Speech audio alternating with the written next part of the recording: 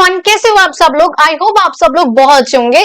देखो आज की वीडियो में हम लोग करने वाले हैं बच्चा आपकी क्लास 7 की सोशल साइंस का चैप्टर नंबर 3 का पार्ट 3 होने वाला है। ये अभी तक हम लोग काफी कुछ कवर कर चुके हैं अपनी प्रीवियस वीडियोस तक। क्लाइमेट के बारे में, वेदर के बारे में, कौन कौन से टाइप के क्लाइमेट्स होते हैं, क्या क्या चीजें होती है, हम काफी कुछ डिस्कस कर चुके हैं एक्चुअली। एंड अगर आप लोगों ने जो प्रीवियस वीडियोस रही है वो ना देखी हो तो एक बार डिस्क्रिप्शन बॉक्स में जाके वहां लिंक दे रखा है मैंने, वहां जाके उन वीडियोस को चेकआउट कर लो। आज हम लोगों को पढ़ना है आपका पॉइंट से आपका I think it is page number 58। इसमें आज हम लोग पढ़ने वाले हैं क्लाइमेट एंड डिजास्टर्स के बारे में। क्लाइमेट क्या होता है और वो उससे डिजास्टर किस तरीके से आते हैं वो आज हम कवर करने वाले हैं। यहाँ तक का अभी तक हम लोग सब कुछ कंप्लीट कर चुके हैं। डिस्क्रिप्शन बॉक्स में लिंक है, वहां जाके आप उन वीडियोस को चेकआउट कर सकते हो। अच्छे से बहुत कुछ मैंने समझा रखा है। एंड ये थैंक यू सो मच बच्चों, आपको वाली वीडियोस बहुत पसंद आ रही है। आप देख रहे हो उनको, कमेंट्स कर रहे हो, आप बता रहे हो आपको क्या चाहिए। एंड हाँ, कुछ बच्चों की रिक्वेस्ट है कि मैं साइंस की वीडियोस लेकर आऊं, तो या आई विल ट्राई। या आप लोगों ने कहा है मैं ना करूं तो ये नहीं हो सकता है, तो मैं कोशिश करूंगी पूरी अपनी तरफ से कि मैं साइंस की वीडियोस भी लेकर आऊं। एंड ठीक है, बट फिलहाल हम लोग थोड़ा सा इसको कवर अप करते हैं पहले। एंड चलो आज की वीडियो को हम लोग शुरू करते हैं। ठीक है, देखो सबसे पहले हम पढ़ेंगे क्लाइमेट। अब आपको ये तो अब तक समझ में आ गया है कि क्लाइमेट होता क्या है, कि जब भी हम लॉन्ग टर्म तक देखते हैं जो वेदर का पैटर्न रहा है कि हाँ इस टाइम पे गर्मी रही है, इस टाइम पे ठंड रही है, तो वो क्लाइमेट बन जाता है। अब डिजास्टर क्या होता है, एक बहुत सिंपल चीज से समझो डिजास्टर के बारे में। डिजास्टर सिंपल वो चीज है जिसकी वजह से मान लो एकदम से वो नेचर के द्वारा लाया गया है और उससे एकदम से बहुत ज्यादा डिस्ट्रक्शन हुआ है। जिससे क्या हुआ है, डिस्ट्रक्शन हुआ है, लोगों को प्रॉब्लम फेस करनी पड़ी है।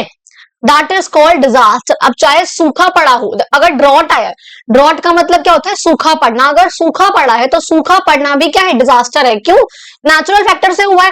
दूसरी बात क्या है कि उससे लोगों को प्रॉब्लम हो रही, जो लोगों की फसल थी वो खराब हो गई, पानी नहीं है लोगों के पास क्योंकि सूखा पड़ गया। अगर फ्लड आए, बाढ़ आ जाए, फ्लड क्या है, वो भी डिजास्टर है, चाहे वो किसी भी रीजन से आ रही है, लेकिन अगर उससे लोगों को डिस्ट्रक्शन हो रहा है, अगर उनको प्रॉब्लम फेस करनी पड़ी है, उनको डिस्ट्रक्शन हुआ है, दैट इज कॉल्ड डिजास्टर।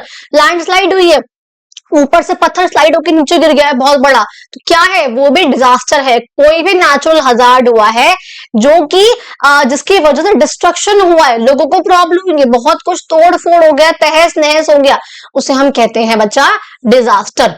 ये बात समझ में आई पहले। तो कोई भी नेचुरल हजार्ड, कोई भी यहाँ पर प्रॉब्लम आई है जिसकी वजह से डिस्ट्रक्शन हुआ है, लोगों को प्रॉब्लम हुई है, उससे हमने क्या बोला है, आपका डिजास्टर। ये बात समझ में। अब देखो क्लाइमेट और डिजास्टर, अब हम इन्हें एक साथ क्यों पढ़ रहे हैं उसको समझेंगे। देखो कह रहे हैं इंडिया का बहुत सारे उसमें अलग अलग वेदर के पैटर्न्स है जिनसे हमने देखा है कि वेदर है अलग अलग।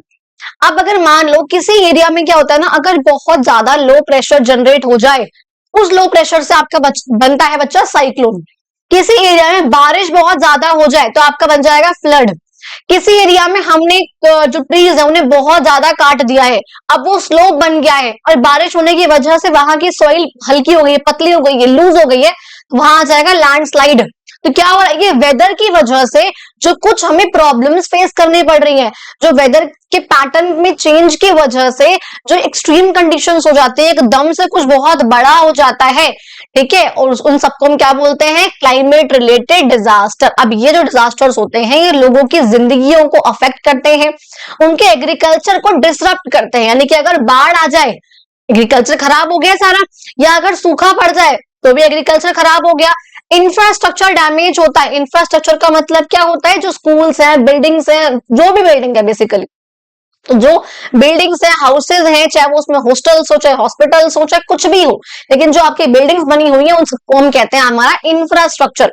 अब उसमें स्कूल्स भी हो सकते हैं, हॉस्पिटल्स भी हो सकते हैं उसमें, और हमारे हॉस्टल्स भी हो सकते हैं, घूम कुछ भी हो सकता है उसमें, तो वो सब चीज, घर भी ऑब्वियसली हमारे। तो ये सब क्या हो रही है, खराब हो जाता है। अगर ब्लड आ गई है या अगर लैंडस्लाइड हो गई है, भूकंप आ गया, अर्थक्वेक आ गया, तो क्या होगा, सब कुछ हिल जाएगा और तहस नहस हो जाएगा। एंड डिस्टर्ब लोकल इकोनॉमीज, और भाई जो लोगों की नॉर्मल पैसे कमाने की जो उनकी जीवन शैली है वो भी खराब हो जाती है। बहुत सिंपल है। आगे देखो, अब देखो हम लाइन बाय लाइन पढ़ेंगे। तो फर्स्ट हम लोग पढ़ेंगे आपका इसमें साइक्लोन। साइक्लोन्स क्या होता है, साइक्लोन्स कैसे बनते हैं उसको एक बार समझते हैं। अब आपको ये मैंने लास्ट क्लास में बताया था कि जो हमारी ये कोस्ट लाइन होती है, जो हमारा इंडियन पेनिनसुला है, इसमें खासकर आपके ईस्टर्न कोस्ट पे सबसे ज्यादा क्या आते हैं, साइक्लोन्स आते हैं। सबसे ज्यादा साइक्लोन्स आते हैं। क्यों आते हैं? अब क्योंकि भाई देखो सी तो यहाँ पर भी मैडम, मैम सी तो यहाँ पर भी अरेबियन सीज के वेस्ट तरफ और इसके ईस्ट तरफ है आपका बे ऑफ बंगाल। लेकिन ज्यादा जो आपके साइक्लोन फॉर्म होते हैं वो यहाँ पर क्यों होते हैं, वो ईस्ट की तरफ ही क्यों फॉर्म होते हैं, अभी आप लोग समझोगे। देखो कह रहे हैं हर साल जो इंडिया की कोस्ट लाइन है, खास करके eastern coast, witness several cyclones, बहुत सारे हर साल साइक्लोन्स आते हैं। In the past year some of them have been highly destructive. आप देखोगे इतिहास में उठा के जो कुछ रहे हैं ना पास्ट के, उसमें से कुछ तो जो है बहुत ज्यादा डिस्ट्रक्टिव रहे हैं, जिन्होंने बहुत ज्यादा ही नुकसान करा है, resulting in loss of human, लोगों की जिंदगियां भी गई हैं, एनिमल की जिंदगियां भी गई हैं, प्रॉपर्टी खराब हुई है, लोगों के घर उजड़ गए, लोगों का सामान उजड़ गया, इंफ्रास्ट्रक्चर बिल्डिंग्स की बिल्डिंग्स गिर गई, अपरूटिंग ट्रीज उखड़ गए, और सॉइल इरोजन हो गया, सॉइल एक जगह से बहकर कहीं और चली गई, सॉइल भी जो है खराब हो गई, जहां पे एग्रीकल्चर भी हो रहा था, क्योंकि आपको पता है ईस्टर्न कोस्ट है, मैं कई बार बता चुकी हूँ, चैप्टर नंबर 2 में भी पढ़ा है हमने। यहाँ पे से जो कुछ रिवर्स आती हैं, गोदावरी, कृष्णा, कावेरी, ये सब नदियां यहाँ पर डेल्टा फॉर्म करती हैं एलुवियल सॉइल से, जिसकी वजह से यहाँ पे एग्रीकल्चर भी होता है, तो यहाँ पे सॉइल भी है, इस सॉइल का इरोजन भी हुआ है इन्हीं साइक्लोन्स की वजह से। अब आपको ये समझ में आ गया कि साइक्लोन्स ज्यादा कहां पर आते हैं, ईस्टर्न कोस्ट में, और इनकी वजह से प्रॉब्लम्स क्या क्या होती है। ठीक है, आगे देखो कह रहे हैं इंडिया का जो मेट्रोलॉजिकल डिपार्टमेंट है, हमें पता है ये इंडिया का डिपार्टमेंट जो कि वेदर को समझता है, वेदर के बारे में, वेदर इवोल्यूशन होना, वेदर आगे क्या रहने वाला है उसको प्रेडिक्ट करना, ये सारे काम कौन करता है, आप आईएमडी करता है, यानी कि इंडियन मेट्रोलॉजिकल डिपार्टमेंट करता है। Keeps track of coming cyclones, ये साइक्लोन्स पे भी ध्यान रखता है कि इंडिया का पूरा पैटर्न समझना, इंडिया का पूरा वेदर का पैटर्न समझना, क्या होने वाला है, कैसे होने वाला है, बारिश कब आने वाली है, कब नहीं आने वाली है, कब सूखा पड़ने वाला है, कब साइक्लोन आने वाला है, हर एक चीज की नजर कौन रखता है, ये आपका इंडिया का मेट्रोलॉजिकल डिपार्टमेंट। ठीक है, और ये इंफॉर्मेशन प्रोवाइड करता है कि साइक्लोन की फॉर्मेशन की, साइक्लोन कैसे इवॉल्व हो रहा है धीरे धीरे करके, और कहां पर वो लैंड होगा। प्लेस ऑफ लैंडिंग का मतलब, लैंड होने का मतलब क्या होता है, कहां पे साइक्लोन टकरा के स्टॉप हो जाएगा, उसे हम बोलते हैं लैंडिंग ऑफ साइक्लोन, कि कहां पे साइक्लोन घूम रहा है ऐसे ऐसे करके, अब कहां पर वो टकराएगा कोस्ट पे आके, कि यहाँ पे आके वो खत्म हो जाएगा, थोड़ा बहुत तहस नहस करेगा, फाइनली यहाँ पे स्टॉप हो जाएगा आके, उसे हम बोलते हैं लैंडिंग। अच्छा, आप देखो कह रहे हैं यहाँ पे, यहाँ देखो मैंने कुछ पिक्चर्स लगा रखी, इस तरीके से आप देखते हो, एक सेकेंड रुको, लेट मी शो यू। देखो क्या होता है ना, इस तरीके से ऐसे ये घूमता हुआ आपका ये साइक्लोन ऐसे ऐसे ऐसे ऐसे करके, अब मैं आपको प्रॉपर वीडियो दिखाऊंगी इसकी, इस तरीके से आता है ऐसे करके, यहाँ पे किसी भी यहाँ पे आके लाइन पे कोस्ट, देखो ये रहा आपका ईस्टर्न कोस्ट, यहाँ पे आके ये टकरा जाता है, और फिर इस तरीके से वहां पर किसी भी जगह पर डिस्ट्रक्शन होता है। देखो पहले ऐसे तूफान आता है, बहुत ज्यादा, बहुत बारिश होगी, तूफान आएगा, बिल्कुल इस तरह की चीजें होंगी, एंड देन उसके बाद फाइनली इसकी लैंडिंग होती है, ये स्टॉप होता है। चलो आगे देखते हैं, डोंट मिस आउट। कहते हैं the national disaster response force NDRF is a force है ये, जो कि स्पेशली ट्रेन्ड है, जिसको स्पेशली ट्रेन करा गया है किस चीज के लिए, respond to natural as well as human made disasters. भैया चाहे नेचुरल डिजास्टर आए और चाहे ह्यूमन मेड डिजास्टर आए, किसी भी वजह से डिजास्टर आ रहा है तो उसके रिस्पॉन्ड, उसके लिए रिस्पॉन्ड करना, क्या चीजें करनी चाहिए क्या नहीं करना चाहिए, ये सब काम किसका है, इनका है।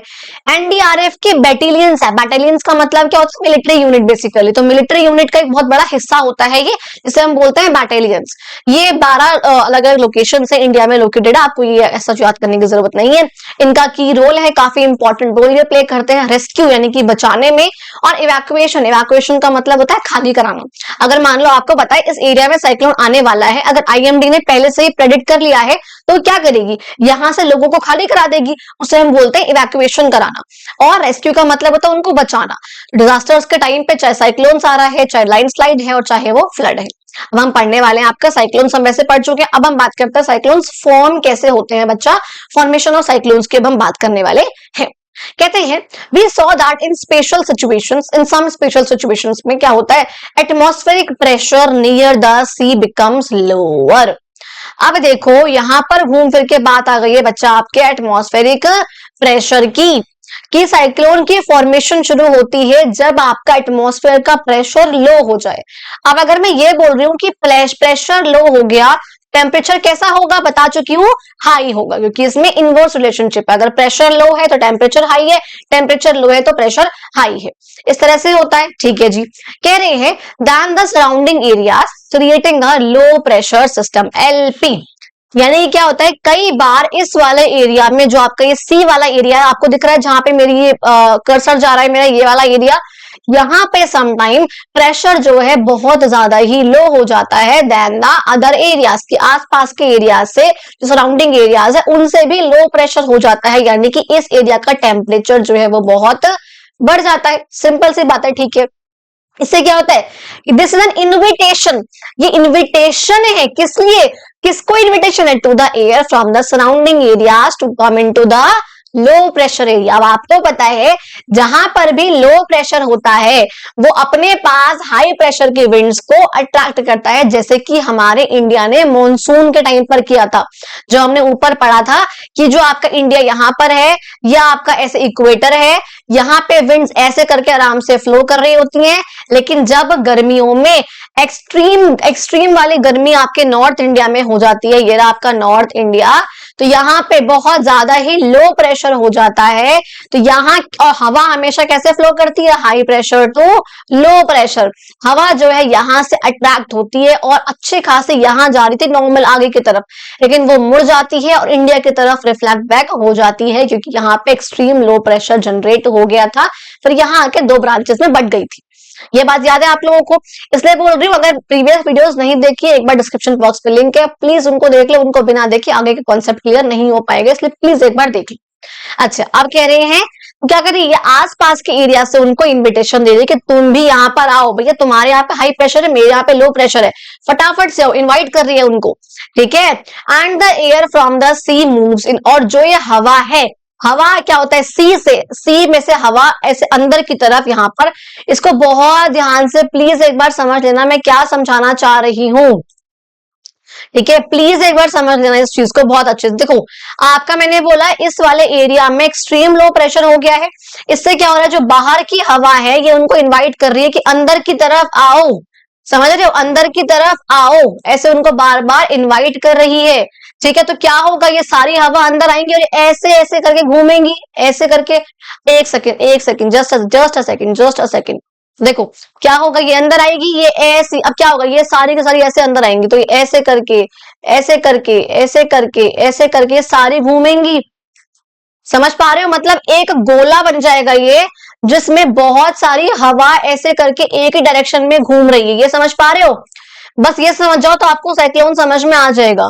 तो ये एक गोला बन गया जिसमें हवा ऐसे करके घूम रही है, प्रॉपर घूमे जा रही है, ऐसे ऐसे करके घूम रही है। अब क्या होगा, जब पानी में ये ऐसे ऐसे ऐसे ऐसे घूमेगी तो बवंडर बन जाएगा ना, वही बनेगा, उसे हम कहते हैं आपका साइक्लोन। बस this is what you need to know about cyclone. एक बार समझते देखो क्या कह रहे हैं।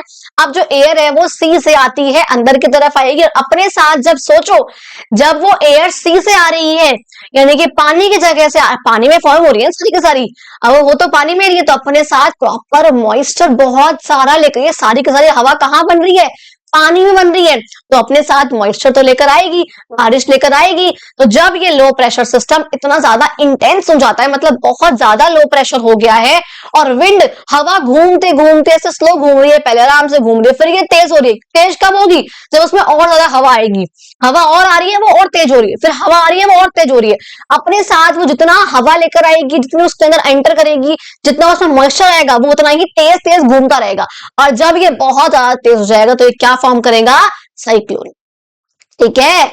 समझ में आ गई आपको ये वाली चीज, बहुत सिंपल सी, इसलिए मैंने इस टॉपिक को समझाने में ऑलमोस्ट 13 मिनट लिए, 15 मिनट लिए, ताकि आपको ये पॉइंट समझ में आ जाए, जैसे क्या कि साइक्लोन्स फॉर्म कैसे हो रहा है। तो बहुत बेसिक सी बात है कि समटाइम्स क्या होता है, गर्मियों के टाइम पर ऐसा होता है, क्योंकि जब हमारा जो बे ऑफ बंगाल वाला पार्ट, अब देखो यहाँ पे अरेबियन सी में इतना क्यों नहीं हो रहा है, क्योंकि थोड़ा दूर हो गया, मतलब ये इधर की तरफ नहीं है ना, बिल्कुल साइड में, और यहाँ पे पानी भी कम है as compared to Bay of Bengal, तो क्या हो रहा है, तो यहाँ पर थोड़ा सा कम वहां पे फॉर्मेशन होती है साइक्लोन्स की, ठीक है।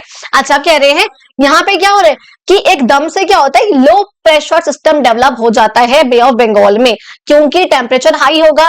अब उसमें क्या हो रहा है, टेम्परेचर हाई हो गया, लो प्रेशर हो गया, तो आस पास से विंड्स को इनवाइट कर रहा है कि तुम भी अंदर की तरफ आओ, और जब वो ऐसे अंदर की तरफ आती हैं, यहां से अंदर की तरफ आएगी ऐसे ऐसे करके,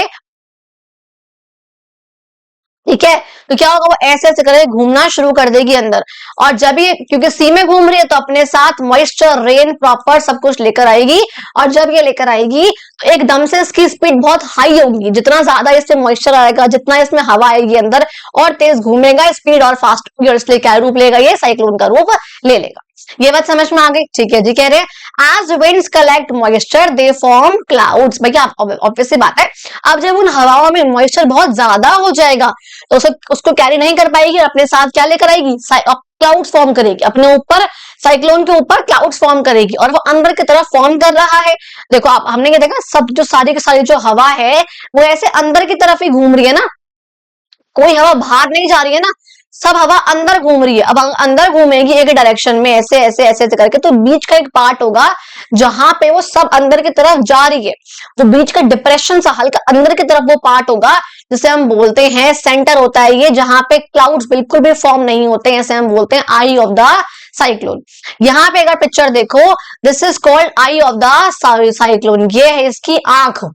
जो इसका पूरा का पूरा जो ये एरिया है ना, ये बाहर का सारा, यहाँ पे सब में क्लाउड्स होंगे, ये सारा एरिया, तो यहाँ पे सब में, लेकिन यहाँ पर कोई भी क्लाउड नहीं होगा, क्योंकि ये आई है, और यहाँ पे हाई प्रेशर है, बाकी सब जगहों पे लो प्रेशर होता है, क्योंकि हवा जो है यहाँ से अंदर की तरफ आ रही होती है, ऐसे करके आ रही है, आ रही है, आ रही है, तो यहाँ पे घूमते घूमते वो, यहाँ पे कोई भी हवा नहीं होती, देखो दिख रहा है बिल्कुल खाली है ये जगह, तो यहाँ पे हाई प्रेशर होता है, जिसे हम बोलते हैं बच्चा आपका आई ऑफ द साइक्लोन। आपको दिख रहा है यहाँ पे आपका क्लाउड्स फॉर्म होंगे, ये लो प्रेशर सेंटर बन जाएगा पूरा का पूरा, विंड्स जो है आसपास से भी आ रही है, पूरी की पूरी हवा आ रही है, इस सी से हवा लेती हुई, मॉइस्चर कलेक्ट करती हुई।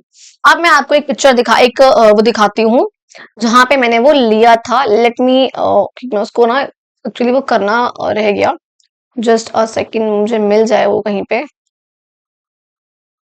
हम्म, हम्म, मैंने वो डाउनलोड करी थी यार, इसलिए आप लोगों के लिए।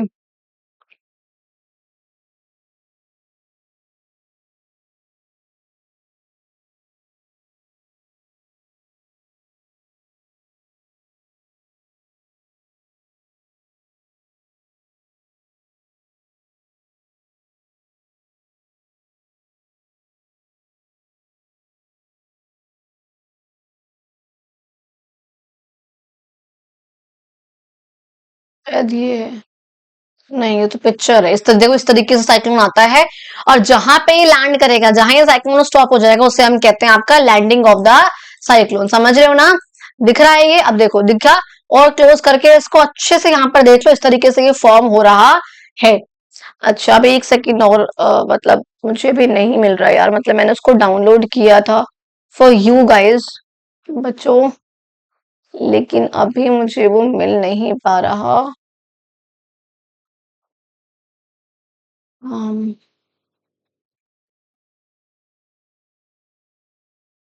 ये रहा, ओके यार, दिख गया। देखो, इस तरीके से आपका साइक्लोन आपके कंट्री की तरफ आता है, देख रहे हो? इस तरीके से ये फॉर्म हो रहा है, और धीरे धीरे करके आगे की तरफ मूव कर रहा है, दिखा आपको? ऐसे करके आगे की तरफ ये मूव कर रहा है, ऐसे हो रहा है, घूमता जा रहा है, और आगे की तरफ मूव करता हुआ जा रहा है। समझ में आ गया आपको ये विजुअल देखकर? इसलिए मैंने आपके लिए ये लगाया था। यहाँ पे देखो, ये जो इसका बीच का दिख रहा है आपको गोला, दिखा ये बीच का गोला, जहां पे बिल्कुल कुछ भी नहीं है, नॉर्मल है बिल्कुल, वो आपका क्या है, आई ऑफ द साइक्लोन, जो खाली पड़ा हुआ है वो आपका है आई ऑफ द साइक्लोन। समझ में आ गया? क्लियर हो गया वाला पॉइंट? अब मैं आपको ये पॉइंट अच्छे से समझ में आ गया होगा। आगे की तरफ मूव कर लेते हैं, अब हम लोग साइक्लोन से आगे बढ़ जाते हैं। नेक्स्ट हम लोग बात करते हैं बच्चा फ्लड्स की, ठीक है? चलो, कह रहे हैं एक सेकेंड, हाँ ठीक है,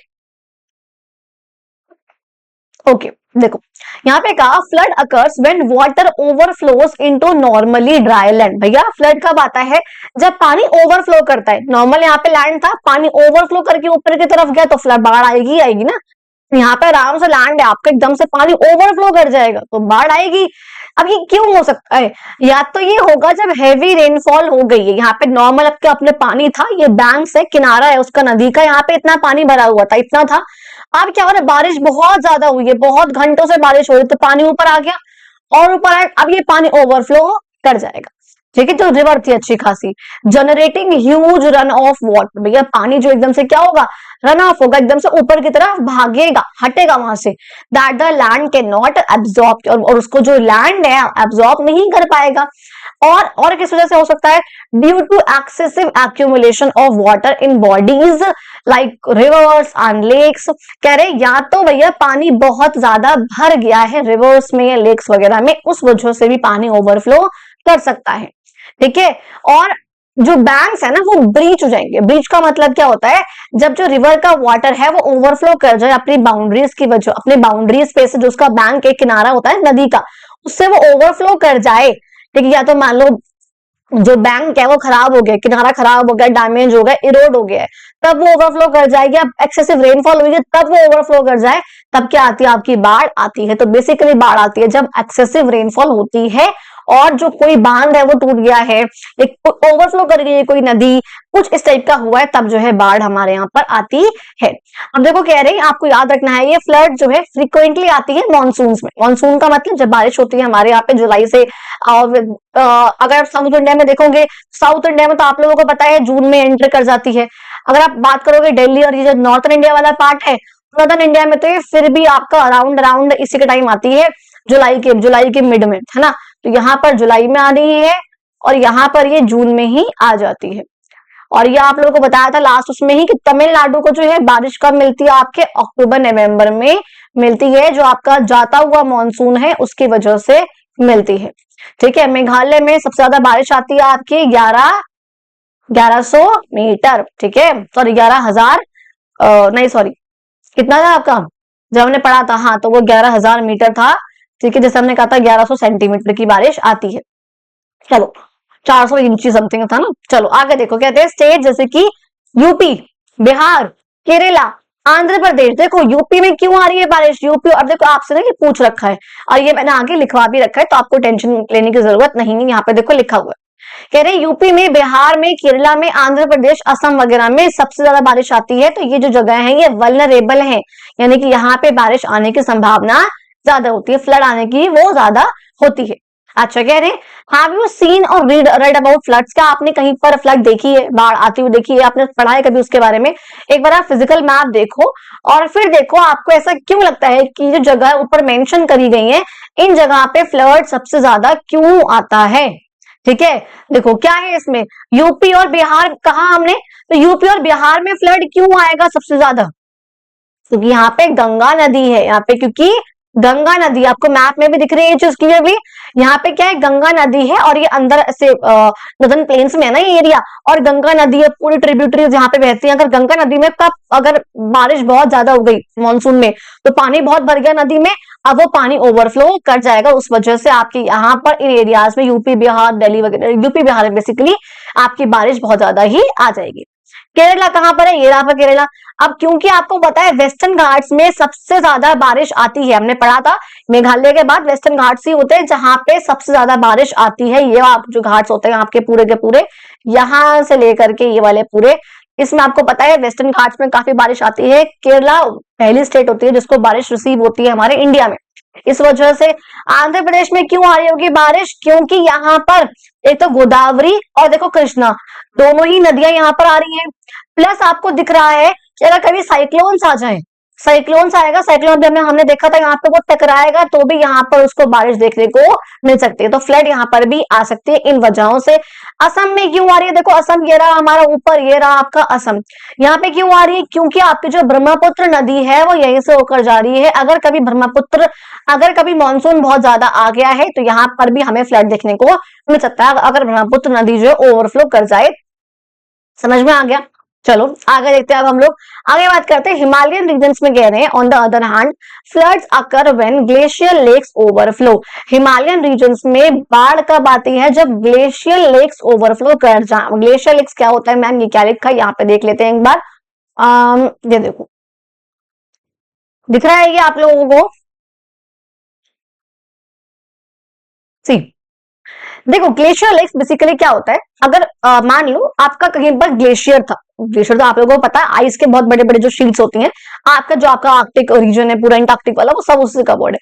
अब मान लो जो आपकी आइस शीट्स है जो ग्लेशियर है वो यहाँ पर था, बारिश हुई थोड़ी बहुत, हवा चली बहुत तेज, फिर बारिश हुई, फिर हवा चली, फिर बारिश हुई, फिर हवा चली, इन सबसे क्या होता है, अगर वो हल्का लूज पड़ जाएगा, वो ग्लेशियर मेल्ट हो रहा है, गर्मी हो रही है बहुत, तो हल्का मेल्ट हो गया, वो तो लूज हो गया हल्का, सब क्या होगा, मान लो वो ग्लेशियर यहां से खिसक के नीचे की तरफ आ गया, यहाँ था ग्लेशियर, यहां से खिसक के नीचे की तरफ आ गया, क्या होगा, एक यहाँ पे डिप्रेशन फॉर्म हो गया, है ना, एक गड्ढा सा बन गया, उस गड्ढे पे जब ग्लेशियर्स और फॉर्म और मेल्ट होंगे तो पानी आएगा, बारिश होगी फिर पानी आएगा, उससे क्या होगा, तो ग्लेशियर से एक लेक फॉर्म हो जाएगी, इसे हम सिंपली बोलते हैं आपका ग्लेशियल लेक।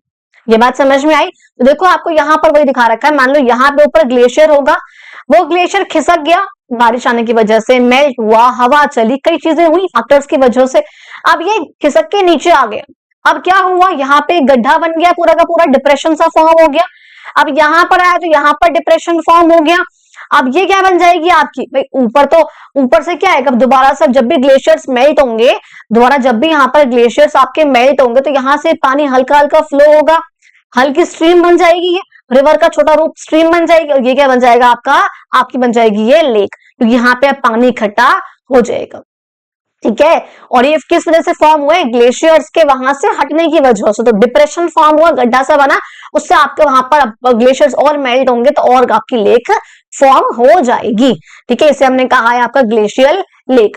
चलो अब आगे देख लेते हैं क्या पढ़ रहे हैं इसके बारे में, हम कहते हैं कि ग्लेशियर लेक्स क्या होती है, they form a barrier of rocks and ice to hold their water. अब देखो ग्लेशियर लेक अगर बनेगी तो क्या हो रहा है, एक इसने बैरियर सा फॉर्म कर लिया अपने आसपास, देखो बैरियर है, रुकावट है इसके आसपास, रॉक्स की भी और बाकी आइस की भी, देखो यहाँ पे रॉक्स की रुकावट है इसके लिए, ये आसपास पत्थर है, यहाँ पे अब हिमालयाज है, यहाँ पे ग्लेशियर्स है, आपकी आइस है, तो रुकावट फॉर्म हो रही है, एक बैरियर सा फॉर्म कर रहा है वो, ठीक है जी, which often comes from melting glacier, से बता चुकी हूँ कैसे फॉर्म हुआ है, वो मेल्टिंग ग्लेशियर से हुआ है।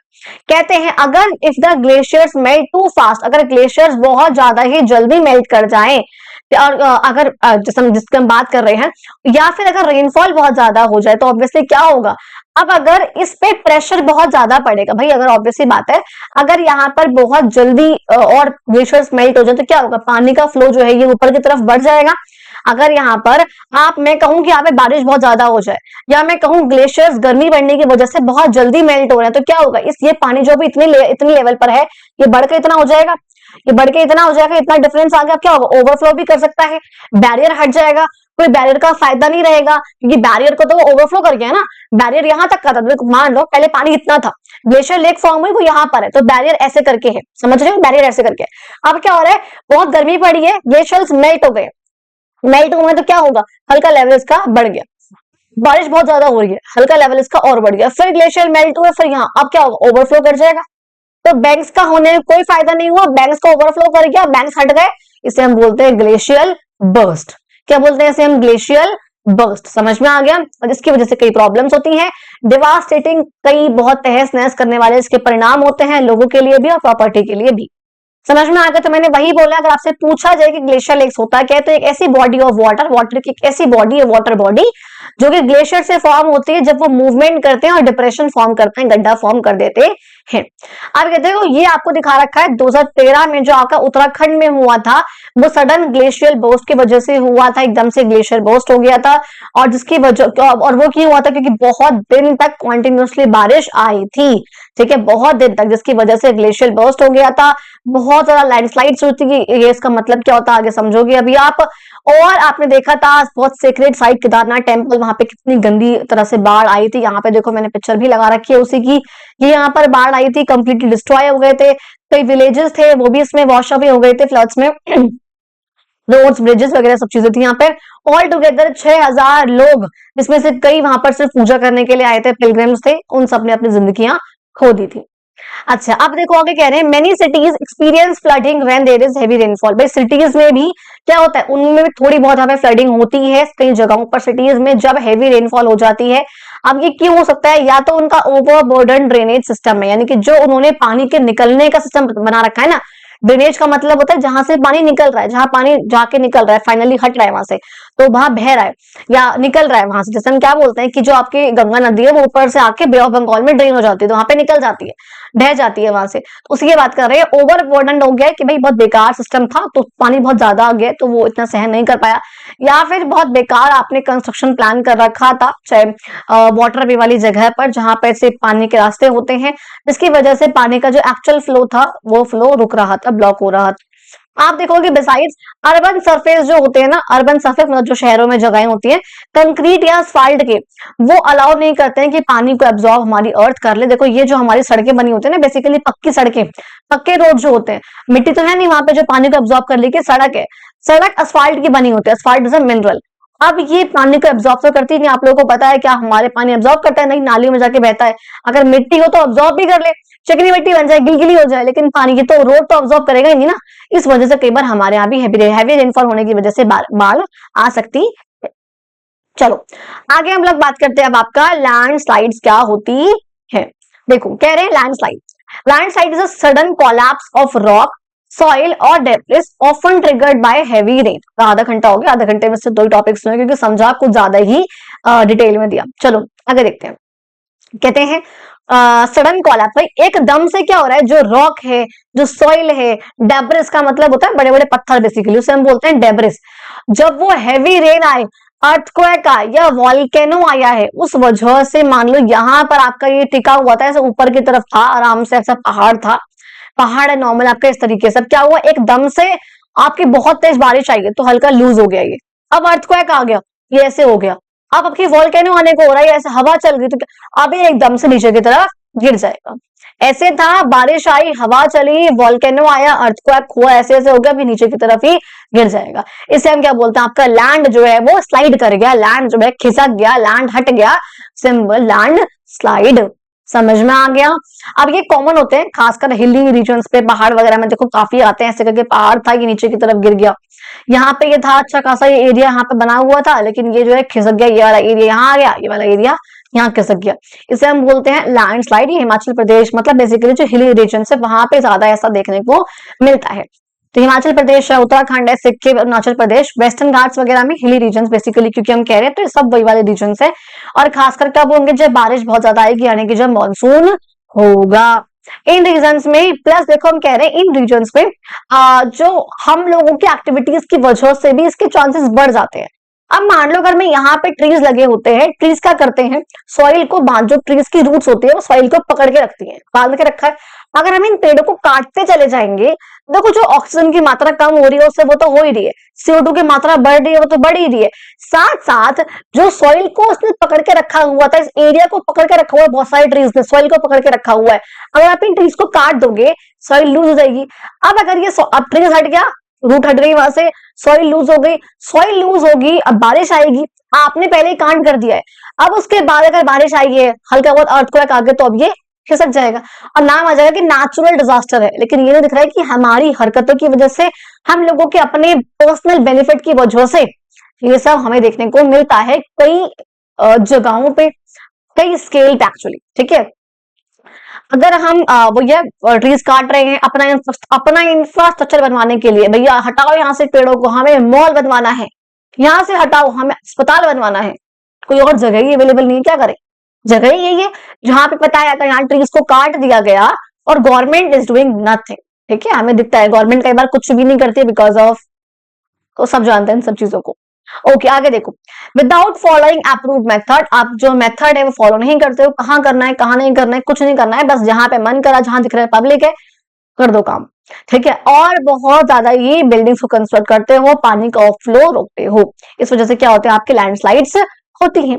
आगे देखो बात करती हूँ बच्चा में फॉरेस्ट फायर्स की। ये क्या होता है, कहते हैं ये अनकंट्रोल्ड फायर्स है, आप इन फायर्स को रोक नहीं सकते हो, ये अनकंट्रोल्ड हैं, जो कि बहुत जल्दी रैपिडली स्प्रेड यानी कि फैल जाती हैं अक्रॉस द वेजिटेशन, जहां पर ये प्लांट्स हैं, ट्रीज है, वेजिटेशन है, वहां पर बहुत जल्दी फैल जाती है, बहुत जल्दी। आग लगी पूरे फॉरेस्ट में, दिख रहा है पिक्चर में, इस तरीके से फैलती है ये। Often fuelled by dry climatic condition, और इनका मेन रीजन होता है ड्राई क्लाइमेट, बहुत ज्यादा गर्मी विद ड्राइनेस, कोई मॉइस्चर नहीं है हवा में, बहुत डेजर्ट वाला एरिया है ना, वहां पे कोई मॉइस्चर नहीं है, तो वहां पर बेसिकली देखने को मिलता है ड्रॉट है, सूखा पड़ा हुआ है, बहुत तेज तेज बहुत हवाएं चल रही हैं। और ह्यूमन की केयरलेसनेस ऑब्वियसली अनदर रीजन हो सकता है। आपने कहीं पर माचिस की तिल्ली लगा के छोड़ दी, ना सिर्फ माचिस तिल्ली से नहीं होगा, आपने प्रॉपर कुछ चीजें यहाँ पर स्टेप्स जो आपने नहीं करे हैं, अभी हम पढ़ेंगे वो सब चीजें। वैसे कहते हैं कहाँ पर होता है ये, उन एरियाज में, उन स्टेट्स में जहां पर फॉरेस्ट बहुत ज्यादा है या फिर ग्रासलैंड बहुत ज्यादा है, चाहे उत्तराखंड है, वो हिमाचल प्रदेश है, मध्य प्रदेश है, छत्तीसगढ़ है, इन सब जगहों पे देखने को मिलता है। कहते हैं as well as mountain ranges पे भी देखने को मिलता है, जहां पे पहाड़ों में पेड़ वगैरह है, वेस्टर्न घाट्स वगैरह में भी। Apart from destroying large areas of forest, कि भाई जो बड़े बड़े फॉरेस्ट के एरिया है वो तो खराब होते ही होते हैं, उसके साथ साथ क्या होता है, ये जो फायर लगती है ये वाइल्ड लाइफ, भाई फॉरेस्ट है तो वहां पर एनिमल्स भी रह रहे होंगे, उनको भी नुकसान होता है।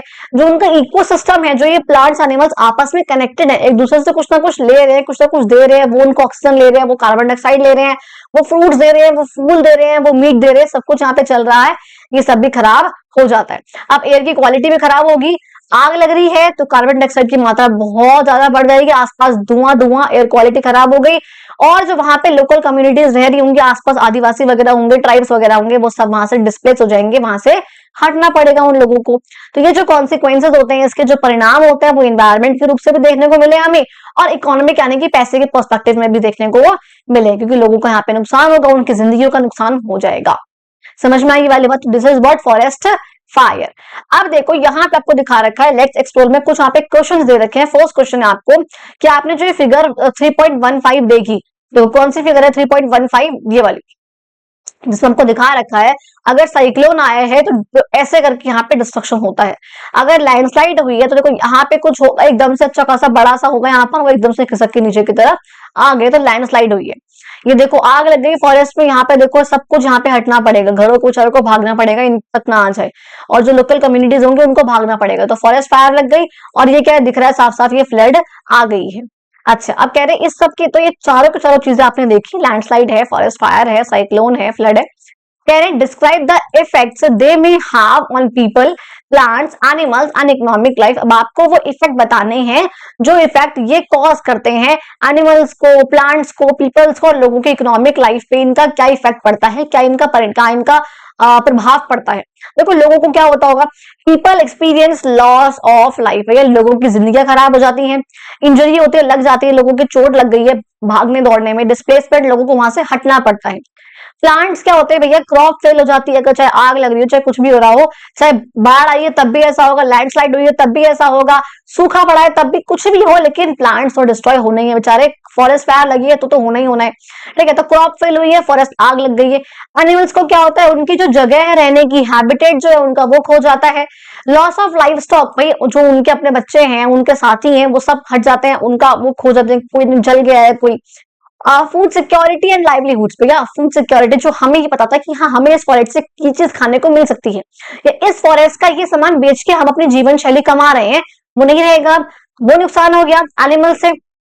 अरे अच्छा, इकोनॉमी में क्या नुकसान हो रहा है भाई, इंफ्रास्ट्रक्चर डैमेज हो रहा है, लोगों को वहां से जाना पड़ रहा है, लोगों की जो जीवन शैली है वो खराब हो रही है, लोगों की जॉब छूट जाएगी, वहां से चले जाएंगे तो हेल्थ केयर की कॉस्ट बढ़ जाएगी। अभी हॉस्पिटल्स वाले हैं, प्राइवेट वाले अपना कुछ नहीं छोड़ते, अगर उनको लग रहा है कि इसकी वजह से लोगों को बहुत प्रॉब्लम हुई है। कोविड में क्या हुआ था याद है आप लोगों को, ऑक्सीजन के भाव कितने बढ़ गए थे, ऑक्सीजन सिलेंडर याद है ना, लाखों में पहुंच गया था, ब्लैक में बिक रहा था। क्यों? जो प्राइवेट वाले हैं वो अपना फायदा देखते हैं, उन्हें मतलब नहीं कि लोगों को क्या प्रॉब्लम हो रही है या हम जान बचाते हैं, नहीं, बाहर में गए लोगों की जान, क्या मतलब है, तू कौन में काम खा, अपना प्रॉफिट कमाना है उनको, तो उसके लिए वो करते हैं, कॉस्ट बढ़ा देंगे, जो सामान 10,000 का था वो 1 लाख का कर देंगे। एक एक इंजेक्शन लगाने के लाख लाख रुपए उस टाइम पे लोग, वो प्राइवेट वाले चार्ज कर रहे थे, क्योंकि गवर्नमेंट में तो जगह ही नहीं थी ना। इलनेस होती है, बीमार होते हैं लोग, पॉवर्टी आती है, पॉवर्टी वगैरह यहाँ पर बढ़ जाती है।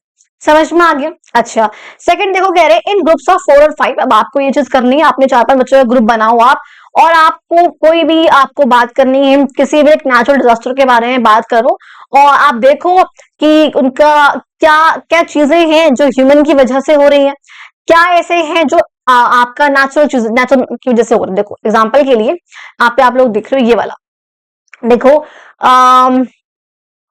ठीक है, ये रहा, देखो कहा मैंने यहाँ पे कहते हैं कि अब आपको ये बताना है इन चारों फैक्टर्स में, फ्लड भी, लैंडस्लाइड भी, फॉरेस्ट फायर भी और साइक्लोन भी, इनमें से क्या होने के कुछ रीजंस ह्यूमंस हैं और किसके जो है नेचुरल रीजंस है, मतलब ऐसी क्या चीजें हो रही है नेचुरली जिसकी वजह से ये हो रहा है, और ऐसी कौन सी चीजें हैं जो हम लोग कर रहे हैं जिसकी वजह से ये प्रॉब्लम हो रही है।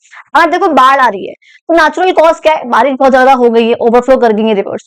लेकिन अगर हम लोग क्या कर रहे हैं, अगर हम पेड़ों को काट रहे हैं तो सॉइल कैपेसिटी हट गई, बारिश वो नहीं रोक पाएंगे उसको, ठीक है। बिल्डिंग ऑन रिवर बैंक्स, अब हम रिवर बैंक है जहाँ पे भी ये नदी है, इसका किनारा है, यहाँ पर बिल्डिंग खड़ी कर दोगे उसके आसपास तो प्रॉब्लम तो होगी ना, वो उसको रोक ही नहीं पाएगा, ओवरफ्लो करेगा ही करेगा। लैंडस्लाइड आने का रीजन क्या हो सकता है, नेचुरल कॉज, अर्थक्वेक आ गया है, बहुत तेज बारिश हुई है, ठीक है, उस वजह से होता है। हम लोगों की वजह से क्या है, हम डिफॉरेस्टेशन कर रहे हैं और हिल्स पे अपना सामान बना रहे हैं, कंस्ट्रक्शन कर रहे हैं, इंफ्रास्ट्रक्चर बिल्डअप कर रहे हैं, तो भी ऐसा होता है। अच्छा, फॉरेस्ट फायर लगने का नेचुरल कॉज क्या है, लाइटिंग होना, एक्सट्रीम हीट होना, बहुत तेज गर्मी, ड्राई कंडीशंस हो रही हैं। अब ह्यूमन एक्टिविटी क्या है, हम लोग कैंप फायर लगा रहे हैं, कैंप लगते हैं ना, कैंप में आग लग गई है, ठीक है, और क्या हो रहा है, ड्राई लीव, सूखी पत्तियों को जला रहे हैं, बहुत जल्दी आग पकड़ती है सूखी पत्तियां, तो उस वजह से यहाँ पर हो रहा है। साइक्लोन आने का नेचुरल कॉज क्या है, वार्म ओशियन वाटर, हालांकि इसमें मेजर काम साइक्लोन में नेचुरल कॉज ही है, इस साइक्लोन में हम लोगों का कोई ऐसा हाथ नहीं होता है ह्यूमन एक्टिविटीज का, ठीक है। तो वार्म ओशियन वाटर है, मॉइस्चर है, बहुत तेज एक्सट्रीम हीट है जिसकी वजह से एक्सट्रीम लो प्रेशर जनरेट होता है। अब ह्यूमन एक्टिविटी में हम कह रहे हैं एयर पोल्यूशन या climate change is not, air pollution तो हम ना ही कहें, वैसे climate change can be a factor जो कि हमारी वजह से हो सकता है कि हाँ हम लोग फॉसिल फ्यूल्स बर्न कर रहे हैं तो उससे टेम्परेचर हाई हो रहा है जिसकी वजह से प्रेशर लो हो रहा है जिसकी वजह से आपके साइक्लोन आ रहे हैं, ठीक है, समझ में आ गई वाली बात। चलो आगे देखते हैं जी, where are we are here, ठीक है। अब देखो यहाँ पर कह रहे हैं उसके बाद क्लाइमेट चेंज, इसकी बात करें।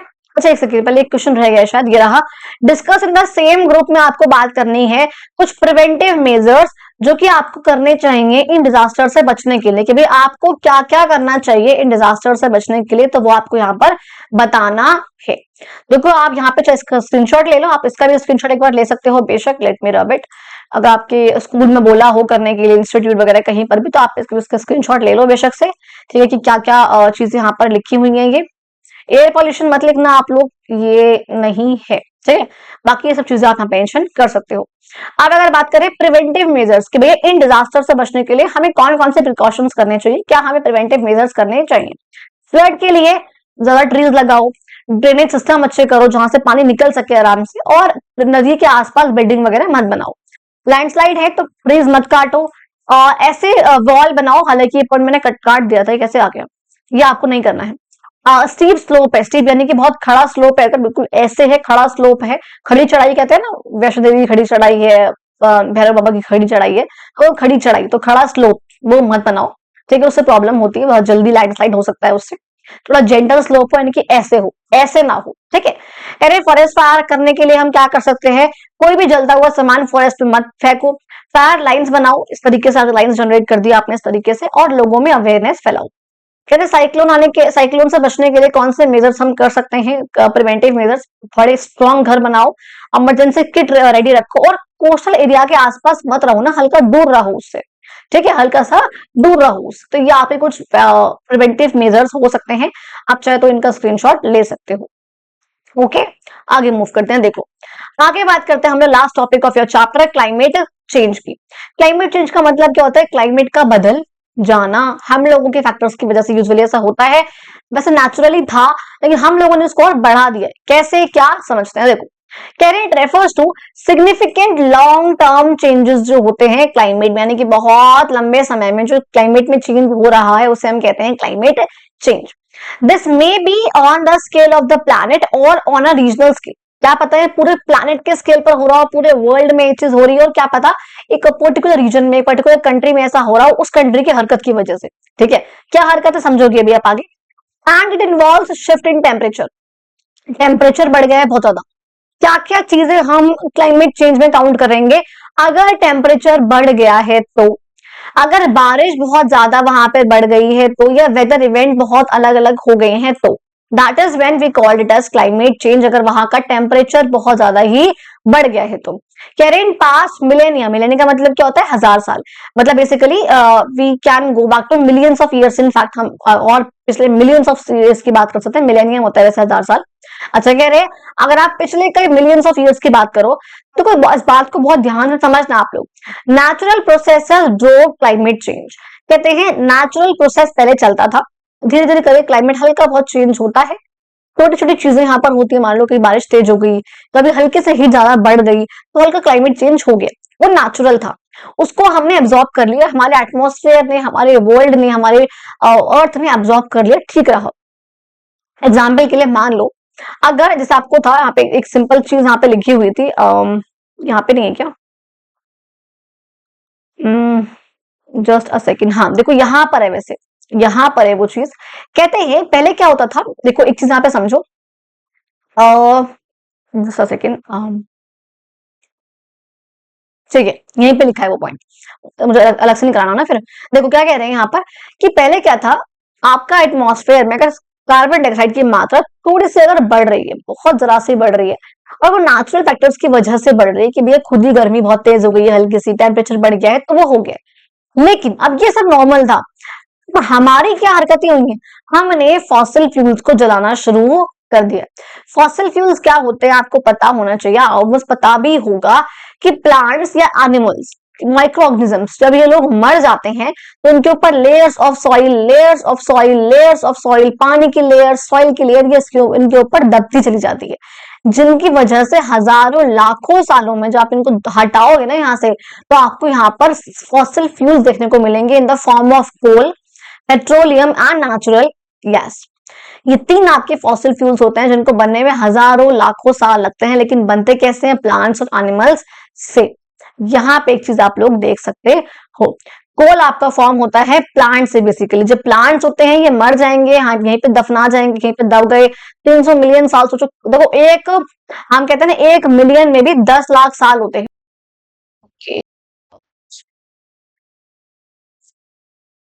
चार्जिंग खत्म हो रही है, चैप्टर कितना रह गया है? चैप्टर तो अभी है, चलो फटाफट करते हैं एक बार, इससे पहले ये थोड़ा सा वो हो जाए। जस्ट अ सेकेंड,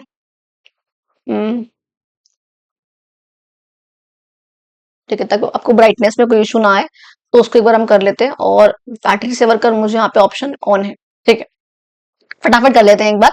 तो यहाँ पर क्या है कि आपके यहाँ पे प्लांट्स मरेंगे एंड प्लांट्स के ऊपर लेयर, यहाँ पे देखो डेड प्लांट्स यहाँ पर आ गए, फिर डर्ट की लेयर है, फिर पानी की लेयर है, ये फॉर्म होती रहेगी। इस तरह से आपके क्या फॉर्म हो जाएंगे, आपके इसके ऊपर आपको दिखेंगे बाद में कोल, यहाँ पर ये बन गया है, इसके ऊपर रॉक्स एंड डर्ट, आप इनको हटा दोगे एंड दस आपको यहाँ पर कोल देखने को मिल जाएगा। अब यहाँ पे पेट्रोल है या फिर पेट्रोलियम में नेचुरल गैस है, वो कैसे फॉर्म होगा? एनिमल्स थे यहाँ पर, ये एनिमल्स मर गए, इनके ऊपर सॉइल की लेयर, पानी की लेयर, सॉइल की लेयर, पानी की लेयर है, हजारों लाखों साल बाद आप देखोगे तो आपको यहाँ पे ऑयल और गैस के डिपोजिट देखने को मिलेंगे। एंड दिस इज हाउ आपके फॉसिल फ्यूल्स फॉर्म होते हैं, ठीक है। अब देखो वही कह रहे हैं, हम इन फॉसिल फ्यूल्स को जब जलाते हैं तो बहुत ज्यादा मात्रा में CO2 की गैस रिलीज होती है, ठीक है, जिसकी वजह से या हमें डिफॉरेस्टेशन कर दिया, हमने ट्रीज को काट दिया है, तो क्या हो रहा है? CO2 की मात्रा बढ़ जाएगी, समझा चुकी हूँ कई बार। और ऐसी प्रैक्टिसेस कर रहे हैं जो बहुत हार्मफुल है, वेस्टफुल तरीके से कंजम्पशन कर रहे हैं इन सब चीजों से। क्या होता है कि जो ये नेचुरल प्रोसेस था, ये हमने नेचुरल रह के इसको आर्टिफिशियल बना दिया है अपनी हरकतों से, ट्रीज को काट के, फॉसिल फ्यूल्स को जलाकर CO2 की मात्रा बढ़ा दी। अब वो CO2 की मात्रा इतनी बढ़ गई है कि अब उसको हमारा क्लाइमेट ऑब्जर्व नहीं कर पा रहा है, सहन नहीं कर पा रहा, और यहाँ पे अब क्लाइमेट चेंज हो रहा है, धीरे धीरे करके टेम्परेचर बहुत जल्दी से बढ़ रहा है। देखो डिफॉरेस्टेशन कर दिया है ना, कितना बाहर है, धुआं कितना बह रहा है, देख रहे हो, ये सब CO2 की मात्रा को बढ़ा रहा है। मीथेन की मात्रा बढ़ रही है, CH4, जो कि एटमॉस्फेयर के लिए अच्छा नहीं है। ये देखो पहले ऐसा था अच्छा खासा, इसको ऐसा कर रहे हैं हम लोग। कह रहे हैं why does the burning of fossil fuels, अगर हम फॉसिल फ्यूल को जला रहे तो उससे क्लाइमेट में क्या इफेक्ट पड़ रहा है? अर्थ की जो नेचुरल कार्बन साइकिल थी, जिसमें कार्बन डाइऑक्साइड या जो बाकी गैसेस एटमॉस्फेयर में रिलीज होती थी, वो नॉर्मल था, वो सन की हीट को ट्रैप करता था और हमारी अर्थ का टेम्परेचर नॉर्मल रखता था। अरे देखो ये हमारी अर्थ है, इसमें से कुछ नेचुरल गैस है, CO2 वगैरह, ये रिलीज होती थी। और क्योंकि जो CO2 वो ग्रीन हाउस गैस है, ग्रीन हाउस गैस का मतलब क्या होता है? जो अर्थ अगर हीट को ट्रांसमिट कर रहा है तो वो उसको एटमॉस्फेयर से बाहर जाने नहीं देता, वो उसको अर्थ के ऊपर ही रोककर रख लेता है, जिससे अर्थ का टेम्परेचर बहुत ज्यादा कोल्ड ना हो जाए, ठंडा ना हो जाए। ठीक है, वो नेचुरल था, तो अर्थ का टेम्परेचर को मॉडरेट रखता था, ना बहुत ठंडा ना बहुत गर्म। अच्छा, लेकिन ये जो नेचुरल था, ये सब लाइफ को सपोर्ट करने के लिए काफी था। लेकिन ह्यूमन एक्टिविटीज ने, जैसे कि इंडस्ट्री ने, ट्रांसपोर्टेशन ने, एग्रीकल्चर ने, जलाने में फॉसिल फ्यूल्स के, डिफोरेस्टेशन ने, इन सब चीजों ने कई सेंचुरीज में, कई सौ सालों में ग्रीन हाउस गैस को बहुत ज्यादा बढ़ा दिया है, जिसकी वजह से ग्लोबल वार्मिंग हो रही है बहुत जल्दी से। क्लाइमेट का पैटर्न बिगड़ रहा है, बहुत हजारों सालों से प्लांट्स एनिमल्स सब बिगड़ रहे हैं। कहते हैं इंडिया में टेम्परेचर का बढ़ना परसेप्टेबल है, हम देख पा रहे हैं क्लियरली उस चीज को। आप देखोगे 2005 के 25 के स्टार्टिंग में कंट्री का एवरेज टेम्परेचर नॉर्मल टेम्परेचर से 1 से 3 डिग्री ज्यादा था। अभी जिसकी स्टार्टिंग की चल रही है, इस टाइम पे जो नॉर्मल टेम्परेचर होना चाहिए उससे 1 से 2 डिग्री सेल्सियस ज्यादा ही है, जिसकी वजह से आप देखते हो विंटर्स कुछ खास नहीं होते, लेकिन गर्मी बहुत अच्छी खासी होती है ना। और विंटर्स कम टाइम के लिए पड़ती है, और विंटर्स बहुत पहले की तरह हार्श भी नहीं होती कि भाई बहुत ठंड पड़ रही सुकुड़ रहे हैं, नहीं, ऐसा नहीं होता पहले की तरह, क्योंकि क्लाइमेट चेंज हो रहा है। ये बात समझे। This affects not only agriculture production ही, सिर्फ इस एग्रीकल्चर में हम क्या प्रोड्यूस कर रहे हैं, कितना टाइम में प्रोड्यूस हो रहा है, सिर्फ वही चीज अफेक्ट नहीं होती है, बल्कि हाँ ठीक है, बट ऑल्सो कई सारी जो स्मॉल स्केल इंडस्ट्रीज है, छोटी मोटी इंडस्ट्रीज है, वो भी इससे अफेक्ट होती है। और ये सिर्फ एक एग्जांपल नहीं है जिससे हम ये दिखा रहे हैं कि हमारा एक वार्मर प्लैनेट, एक गर्म प्लैनेट कितने चैलेंजेस लेके आ सकता है। आप सोच रहे हो कि जो टेम्परेचर, मान लो एग्जांपल के तौर पे, जिस अर्थ का टेम्परेचर पहले 20 नहीं, मान लो 25 होता था, ये मैक्सिमम 30 है, वो बढ़ के 31, 32, 33 हो गया। अब आपको लग रहा होगा बहुत सिंपल, मैम क्या बढ़ा 1 डिग्री सेल्सियस। बेटा उस 1 डिग्री सेल्सियस से ग्लेशियर्स मेल्ट हो जाएंगे, क्लाइमेट चेंज हो गया, उससे पानी की मात्रा बढ़ जाएगी, फ्लड आ जाएगी, है ना, बहुत प्रॉब्लम उससे हो जाएंगी। आप नहीं समझ पा रहे हो, लेकिन वो बहुत बड़ी चीज है, अगर छोटी सी मात्रा का बढ़ जाना भी बहुत बड़ी चीज है। ठीक है, तो इन सब की वजह से क्या हो रहा है, बहुत ज्यादा ग्रीन हाउस गैस आ रही है, और जिसकी वजह से ग्लोबल वार्मिंग हो रही है। पहले ठंड इतनी सुकुड़, इतनी हार्श होती थी कि वो बिल्कुल सुकुड़ रहे हैं, बिल्कुल हाथ खराब हो रही है, दिन में रात में तो बहुत ज्यादा नॉर्मल ठंड होती है, बहुत ज्यादा ठंड नहीं होती, और बहुत लॉन्ग टर्म के लिए भी नहीं है।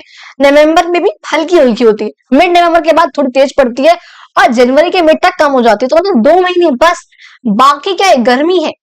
सोचो कितना ज्यादा क्लाइमेट हमारा ये चेंज हो गया, कि पहले ठंड बहुत ज्यादा पड़ती थी, बहुत हार्श होती थी, अब नहीं होती है, ड्यू टू आवर एक्टिविटीज, हमारी हरकतें। हमने ट्रीज को काटा है, हमने अपना इंफ्रास्ट्रक्चर को डेवलप करा है, इकोनॉमी को डेवलप करा है, इसलिए हमने वो जगह काटी है जहां पे पेड़ थे।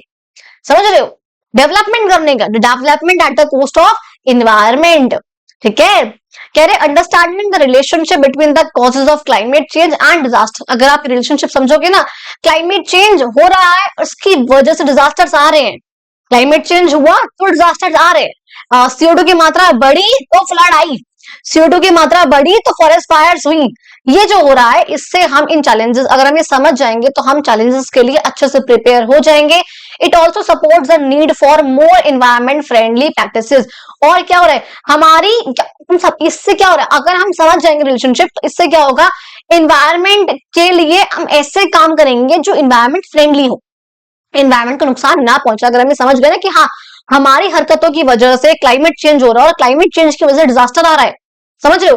ह्यूमन एक्टिविटी देखो नेचुरल था, तब तक वो नॉर्मल था, एब्जॉर्ब उसको कर लिया, इतना सहन कर लिया, लेकिन ह्यूमन एक्टिविटीज की वजह से क्लाइमेट चेंज हो रहा है, और उस क्लाइमेट चेंज की वजह से डिजास्टर्स आ रहे हैं। जब हम ये चीज समझ जाएंगे तो शायद हम कुछ ऐसी प्रैक्टिसेस कर लें जो कि क्या करें, रेजिलियंस बिल्ड करें। रेजिलियंस का मतलब क्या होता है, देखो, द कैपेसिटी टू विथस्टैंड और रिकवर करना। भाई जो प्रॉब्लम आ रही है उस चीज से खुद को रिकवर कर लेना, हम वो कर लेंगे, ठीक है। और कई कम्युनिटीज अडाप्टेशन कर लेंगे, अडाप्ट कर लेंगे अपने आप को सराउंडिंग से। गवर्नमेंट जो है वर्ल्ड वाइड क्या करेगी, इंक्लूडिंग इंडिया की भी कुछ ऐसे मेजर्स लेकर आएगी जिससे क्लाइमेट मिटिगेशन हो। क्लाइमेट मिटिगेशन का मतलब क्या है, ऐसे काम करना जिससे हम जो ग्लोबल वार्मिंग का प्रोसेस चल रहा है उसको हम स्लो डाउन कर सके।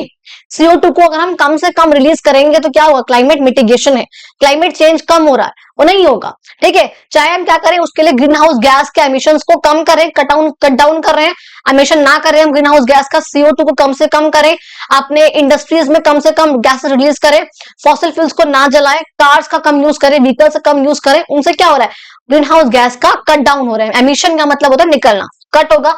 ट्रीज को लगाए, डिफॉरेस्टेशन करने के बजाय एफॉरेस्टेशन करें, ट्रीज लगा रहे हैं और रिन्यूएबल एनर्जी को बूस्टअप करें। रिन्यूएबल एनर्जी का मतलब क्या होता है? विंड एनर्जी, सोलर एनर्जी, जिसमें फॉसिल फ्यूल्स को नहीं जला रहे हैं बल्कि जो नेचुरल रिसोर्सेज है, विंड है, हवा से हम टरबाइन घुमा रहे हैं तो विंड एनर्जी प्रोड्यूस कर रहे हैं। सनलाइट है, पैनल लगा दिया, सोलर पैनल, उससे हम लोग इलेक्ट्रिसिटी जनरेट कर रहे हैं। वो क्या है? रिन्यूएबल एनर्जी, जो बहुत जल्दी से रिन्यू हो जाती है। अगर खत्म हो गई तो दोबारा से बहुत जल्दी बन जाएगी। अगर फॉसिल फ्यूल खत्म हो गए, दोबारा बनने में उनको हजारों लाखों साल लगते हैं। प्रॉब्लम वैसे ही जलाने में, उनको जलाओगे तो प्रॉब्लम है, CO2 गैस रिलीज हो रही है, क्लाइमेट चेंज हो रहा है, फिर भी जलाओगे तो और प्रॉब्लम हो रही है ना? खत्म होगा तो और दिक्कत है। इसलिए तो इनको आप मत यूज करो, एनर्जी एफिशिएंसी को बढ़ाओ अपनी और सस्टेनेबल लाइफस्टाइल को प्रमोट करो, यानी कि ऐसा अभी भी रहे, ठीक है, आगे भी रहे। ओके, लेकिन देखो ऑफन जस्ट अ सेकंड, ठीक है, but these often clash with desire for economic growth and consumption. तो आगे आपको चीज को याद रखना है, कंजम्पशन को अपने हम ठीक कर सके ताकि चीजें हो सके। थैंक यू सो मच, कल मिलते हैं अपनी अगली वीडियो में। Thank you so much, channel को सब्सक्राइब करना, वीडियो को लाइक करना। खत्म हो जाए इससे पहले टाटा, अब मिलते हैं अगली वीडियो में।